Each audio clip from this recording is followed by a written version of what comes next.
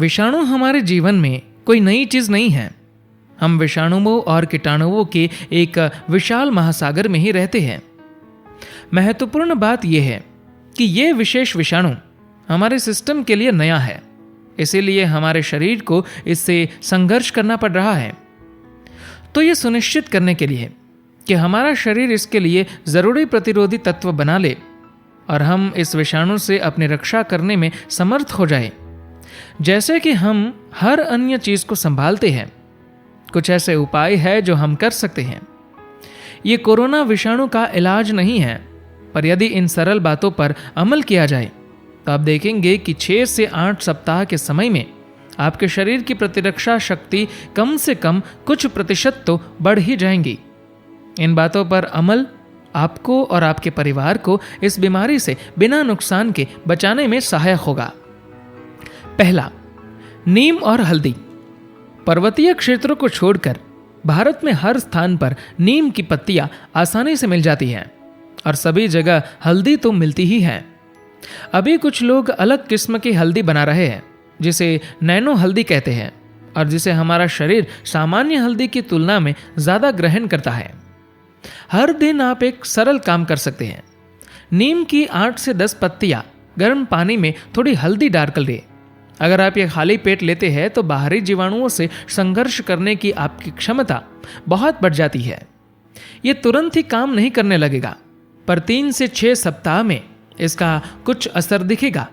ये एक ऐसी चीज है जो व्यक्ति अपने घर में कर सकता है।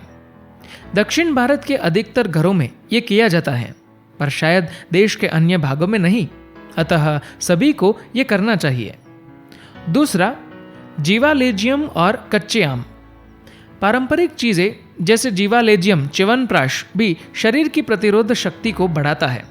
अगर आपके घर में 60 वर्ष से ज्यादा की उम्र के लोग हैं तो उनके लिए यह बेहतर होगा कि वे नियमित रूप से च्यवनप्राश का सेवन करें। अभी तो कच्चे आम के मौसम की शुरुआत भी हो गई है। उनके पकने की प्रतीक्षा मत कीजिए, बल्कि उन्हें कच्चा ही खाइए। ये कोरोना को रोकने के लिए नहीं है, पर यह आपके इम्यून सिस्टम को अधिक मजबूत बनाएगा। तीसरा, शहद और काली मिर्च के साथ आंवला। आंवले को रात भर शहद में भिगो कर रखें और उसमें कुछ काली मिर्च के टूटे हुए दाने भी मिला दीजिए। ये मिश्रण दिन में 3 बार लगभग 3 चम्मच लीजिए। यदि सुबह में सबसे पहले खाली पेट ये चीज़ आप लेते हैं तो इसका सबसे अच्छा असर होता है। अगर आप ये नियमित करते हैं तो 4 से 8 सप्ताह में आपके इम्यून सिस्टम पर काफ़ी अच्छा प्रभाव दिखेगा। चौथा, बेल की पत्तियां। पश्चिमी घाट क्षेत्र में एक तरह की पत्तियां मिलती है जिन्हें हम बेल पत्र कहते हैं। अगर आप रोज सुबह 3 से 5 पत्तियां खा सकते हैं तो ये भी आपके इम्यून सिस्टम की शक्ति को बढ़ाएगा। पांचवा, पर्याप्त शारीरिक गतिविधियां करें। आजकल लोग घरों में हैं, अगर वे दिन भर बस बैठे ही रहे, कुछ न कुछ खाते पीते रहे और शराब भी पिए तो ये उन्हें रोगों के प्रति अधिक ग्रहणशील बना देगा। ऐसा न होने देने के लिए सरल उपाय है शारीरिक रूप से सक्रिय रहना। यह हमारे लिए अच्छा मौका है कि हम इन कुछ सप्ताहों का उपयोग अपने आप को चुस्त दुरुस्त बनाने में करें। अगर आप कुछ और नहीं जानते तो कम से कम दिन में अलग अलग समय पर 5 से 6 बार लगभग 15 मिनट एक ही स्थान पर जॉगिंग करें। इस तरह सक्रिय रहने से आपका शरीर बाहरी चीजों को बेहतर ढंग से संभालेगा। छठा, उष्णा बढ़ाने के लिए मंत्र जाप। अपनी शारीरिक प्रणाली में समत प्राण अथवा उष्णा को पैदा करने के लिए योग योगेश्वराय का जाप कीजिए। आप जानते हैं कि प्रकृति में कुछ उष्ण होता है और कुछ शीत, जिसको सामान्य रूप से गर्म और ठंडा कहा जाता है, पर ये उष्ण और शीत वास्तव में वो नहीं है।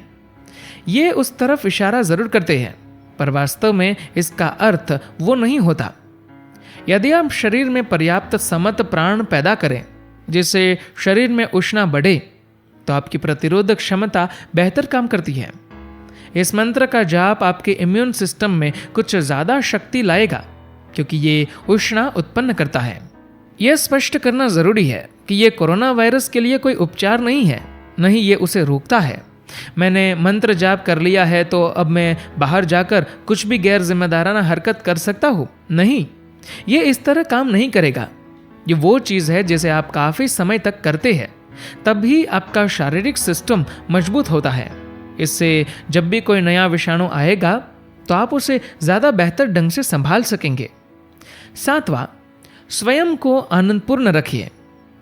आपके शरीर की प्रतिरोधक शक्ति को कमज़ोर करने के जो तरीके हैं उनमें मानसिक अवसाद या स्ट्रेस निश्चित ही एक है।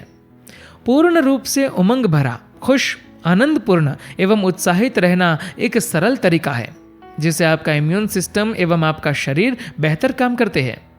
एक आनंदपूर्ण, जिम्मेदार और समझदार व्यक्ति कैसे भी हालतों से अत्यंत गंभीर रहने वालों की अपेक्षा बेहतर ढंग से निपट सकता है।